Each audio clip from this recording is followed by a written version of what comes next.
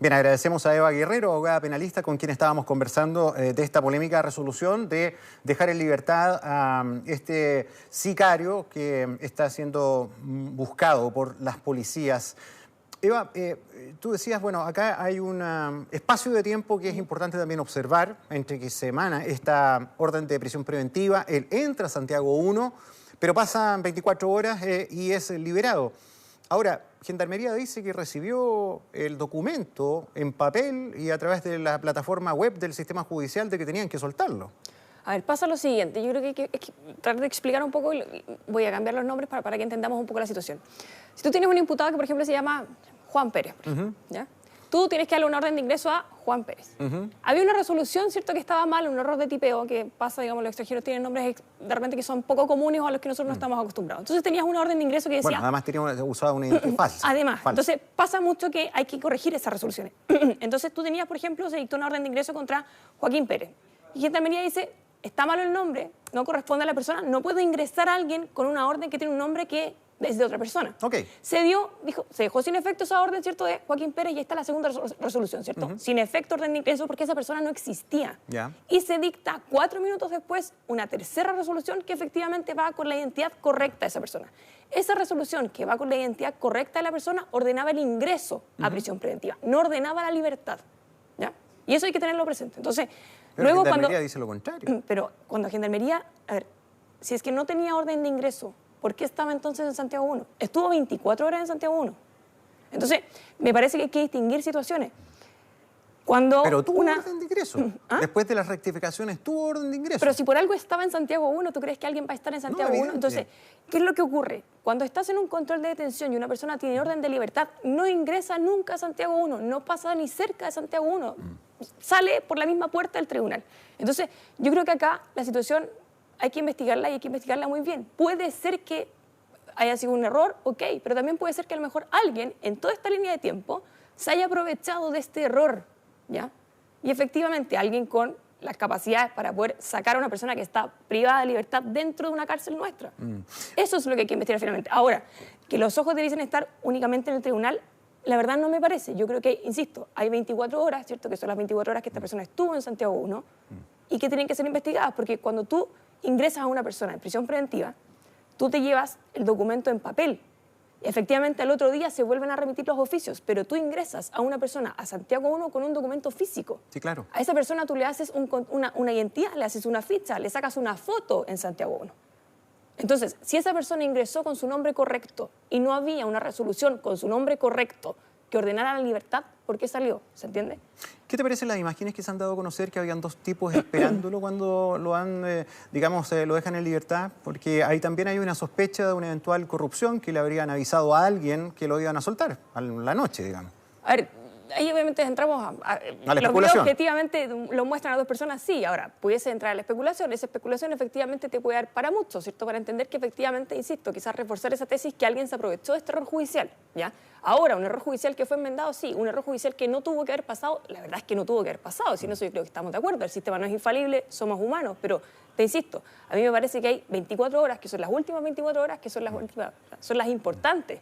Porque si tú piensas a contrario sensu, si que efectivamente estas resoluciones eran contradictorias, las reciben al otro día, yo no quiero pensar que Gendarmería, cuando tiene una sospecha de que pudo existir una persona que tenía que haber estado en libertad y que la tuvieron privada de libertad 24 horas, no va a llamar al tribunal. Ahora, entonces, lo que llama la atención e indigna bastante es que acá tienes 2 alternativas.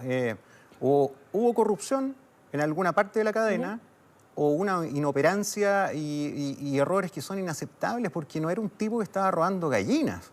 O sea, es un tipo altamente peligroso, presuntamente involucrado en un asesinato a pedido. Yo estoy de acuerdo con las 2 cosas. O sea, efectivamente que son errores que no tienen que pasar, no tienen que pasar. Y es una persona peligrosa, es una persona muy peligrosa. Tú también, y ahí vuelvo a insistir, o sea, cuando una persona ingresa a Santiago 1 y tú le haces la ficha, le sacas la foto, la clasificas también. Claro. Entonces, de verdad, insisto, no quiero decir que yo no sé en el fondo quién es el responsable, ojalá lo supiera, pero sí me parece que si vamos a investigar, pero investiguemos la línea de tiempo completa. Y me parece que el foco está en un error de tipeo. Al Tribunal de Garantía y se está investigando a Gendarmería. Sí, y está bien que pase, ya hay que investigarlo, pero insisto, yo creo que acá el foco importante está en de quién fue la decisión finalmente de pasar por alto una o aprovecharse quizás de una orden de libertad que estaba para una persona que no existía. ¿Me entiendes? ¿Tiene que ver algo esto con las dificultades de identificar a los venezolanos irregulares? Por ahí. Pero tendríamos problemas a cada rato. Porque la inmensa mayoría de los venezolanos irregulares, sobre todo los que aparentemente tienen un pasado delictual, no usan su identificación, no tienen identificación. Es que por eso es tan peligrosa la inmigración irregular y por eso tienes que controlarla. Y pasa mucho. O sea, a ver, son personas que no tienen, ¿cierto? No sabes de dónde vienen, dan nombres incorrectos. Después, cuando efectivamente hacen, ¿cierto?, los análisis de huella, a veces logran dar con que efectivamente son personas que se llaman de otra manera, que tienen otra edad, ¿cierto?, que tienen un prontuario judicial. Entonces, efectivamente, es una dificultad de la que hay que hacerse cargo, que yo creo que queda acá de manifiesto con este caso. Ahora, Santiago I entiendo que tenía por carácter en su inicio recibir a reos principiantes. Por lo tanto, acá también se podría dar un factor que es complejo, porque los irregulares no tienen prontuario en Chile. Entonces, en el papel figuran como irreprochable conducta anterior. Estarían llegando todos a Santiago I. Hoy día se presenta un informe de un experto que analiza justamente Santiago I, que dice que se está transformando en un nido del crimen organizado. O sea, están llegando tipos mucho más peligrosos, que además están cometiendo muchas extorsiones con la población penal más débil.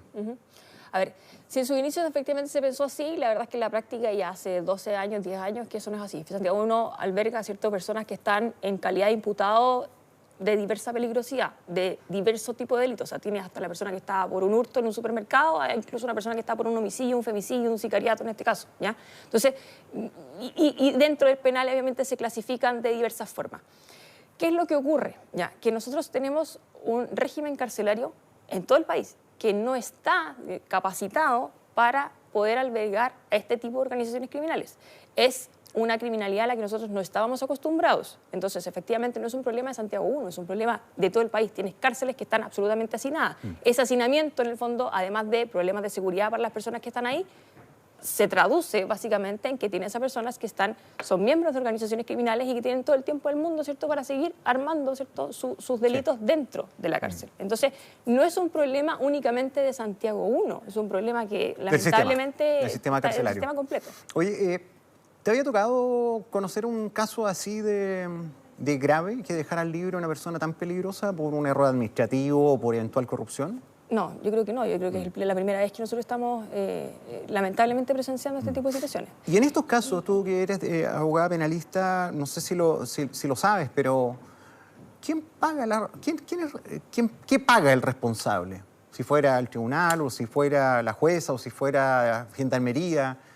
Porque como que estamos acostumbrados en este país que aunque sea gravísimo el plato roto, no pasa nada. No, a ver, yo creo que hay que distinguir efectivamente si la situación es o no es constitutiva de delito. En este caso, si efectivamente hubo un delito cohecho, ese delito está. Ya es flagrante, esa persona va a responder por ese delito. Está investigando el Ministerio Público, además de la sede administrativa. Exacto, o sea, aquí hay dos responsabilidades que corren en paralelo, una responsabilidad administrativa y una responsabilidad penal. Si acá, insisto, si acá efectivamente alguien, especulemos, digamos, de mala forma, y a alguien le pagaron para aprovecharse en el fondo de este error judicial y efectivamente intervino y se tradujo en la libertad de esta persona, esa persona tiene efectivamente que responder ante la justicia por la responsabilidad penal que le cae, porque eso es delito, ¿ya? ¿Qué es lo preocupante? Que efectivamente tú pudieses tener, digamos, con lo que ha pasado ahora, con lo que pasó, digamos, en el caso de las Fuerzas Armadas, ¿cierto?, la Fuerza Aérea, con estos funcionarios, ¿cierto?, ligados a organizaciones criminales, que efectivamente parece ser que estamos llegando como un punto de no retorno, que las organizaciones criminales están permeando nuestras instituciones que tienen que ser incorruptibles, nuestras Fuerzas Armadas, Gendarmería, tribunales. Entonces, me parece que estamos como en ese punto de no retorno de si vamos a reaccionar o efectivamente ya vamos a tirar la toalla y vamos a normalizar estas situaciones. Ahora, quiero pensarlo primero, en el fondo. Está difícil, ¿eh? La experiencia internacional indica, sobre todo en este continente, que cuando este tipo de organizaciones gigantes, peligrosísimas, logran penetrar en la institucionalidad, es prácticamente un punto sin retorno. Va a ser difícil, pero yo creo que hay que trabajar. O sea, si es que efectivamente estamos pensando que esta situación está difícil, la batalla está perdida y no la vamos a dar, no quiero pensar eso. Además de abogada penalista, fuiste defensora pública. ¿Te tocó alguna vez defender a un delincuente de esta naturaleza, talla? Los defensores públicos en general, digamos, defendemos todo tipo de delitos. Sí me tocó defender en alguna oportunidad homicidios, pero cuando yo era defensora pública no existía todavía en el fondo esta criminalidad, no hablábamos todavía del Tren de Aragua. Entonces era una defensa distinta, digamos, a las que hoy día los colegas se están enfrentando y que incluso también para muchos de ellos significa problemas de seguridad que nadie ha visto. Nadie ha visto en el fondo que un defensor público puede ser amenazado. Nadie ha visto en el fondo que hay una situación también de vulnerabilidad de la defensa pública de la que también tienes que hacerte cargo. Te lo preguntaba por eso mismo, o sea, tú me dices que hoy día, y en muy poco tiempo, me imagino que tú no fuiste defensora pública hace 50 años. Tengo más años de los que parece. Bueno, pero además no lo hiciste en el pasado. 4 años, sí. Nada. Pero mira, en 4 años cómo cambió el panorama. Entonces tú me dices, bueno, mis colegas se están enfrentando a un escenario muy distinto, tal vez para el que se están ajustando sobre la marcha. ¿Les pasa eso también a los jueces? Totalmente. ¿Les pasa también a los gendarmes? O sea, a toda la cadena, ¿no? Por eso te digo que es una investigación, en este caso, que tiene que ser muy sensible. Efectivamente, tú, si tienes organizaciones criminales tan poderosas, tienes que efectivamente también proteger a tus funcionarios, tienen que generarse las vías. Nosotros no podemos permitir que las organizaciones judiciales puedan llegar a la puerta de la casa de un juez. O sea, eso no puede pasar. Tampoco pueden llegar a la puerta de la casa de un fiscal, ni de un policía, ni de un gendarme. O sea, tú no descartas, por ejemplo, que una jueza pueda haber sido eventualmente extorsionada. No lo sé, yo quiero creer que todavía no llegamos a eso. ¿Ya? Yo no sé si... ¿Ella lo ha descartado? ¿Ah? ¿Ella lo descartó? ¿Tú estás hablando en este caso en concreto? Sí. Yo creo que no, o sea, acá el error judicial se enmendó. O sea, a ver, ¿a qué es lo que voy yo? Si es que yo estoy firmando, yo soy jueza y me pongo también, analizo eso desde la perspectiva, si yo también soy abogada y también uno comete un error, de repente subes un escrito, un error de tipeo, son cosas que pueden pasar. Si yo firmo una resolución y a los 4 minutos, porque no fue al día siguiente ni fue una hora, a los 4 minutos dicto otra resolución que la rectifica, que está bien y que se la paso en la mano a la gendarme que tiene que ingresar a esa persona en prisión preventiva. Entonces, por eso te digo, acá me parece que el foco tiene que estar en las últimas 24 horas, porque esa persona entró a Santiago 1. Se entró a Santiago 1 es porque había una orden de ingreso, no una orden de libertad. Entonces, ¿cuál fue la interpretación? Puede ser que alguien haya malinterpretado la información en esas 24 horas, ¿cierto? Viendo los oficios que llegaron el otro día. Puede ser, ¿ya? Pero esa persona ingresó, o sea, la resolución que yo juez dicto de prisión preventiva se cumplió y esa persona entró. ¿No hubo un oficio en las horas siguientes que ordenara su libertad? No. Porque eso es lo que alega Gendarmería, que ellos cumplieron hay, la orden que les llegó del tribunal. Por eso te hacía el ejemplo, digamos, al inicio. Había 3 resoluciones, ¿cierto? Una primera resolución que tenía un nombre incorrecto que ingresaba a prisión preventiva. Una segunda resolución que dejó sin efecto esa orden, ¿cierto? Pero estamos hablando de una orden de ingreso y después una orden de libertad de una persona que no existía. O sea, esa persona no existía, el nombre estaba malo, ¿ya? Y la tercera orden es la orden que efectivamente estaba correcta, con la individualización correcta, y es la orden bajo la cual entró a Santiago 1. Entonces, Gendarmería se lleva después todos los oficios en mano, se los lleva, ¿ya? ¿Y tienes el dato, por ejemplo, si entró a Santiago 1 con el nombre que conocíamos o con el real, Carlos Mejía?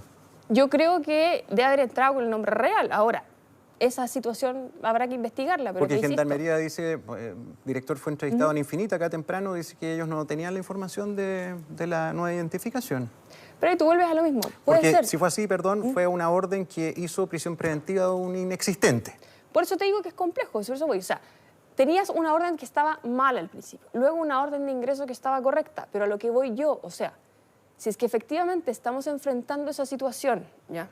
Y yo tengo a cargo, bajo custodia, ¿cierto?, en la unidad penal que yo resguardo a una persona que es peligrosa y me doy cuenta de esta inconsistencia, no quiero pensar que las instituciones que están a cargo de eso no se comunican entre ellas. Parece que no. ¿Cachai? Entonces, me parece, por eso te digo, porque creo que el foco y la investigación nadie levantó la mano en las últimas 24 horas.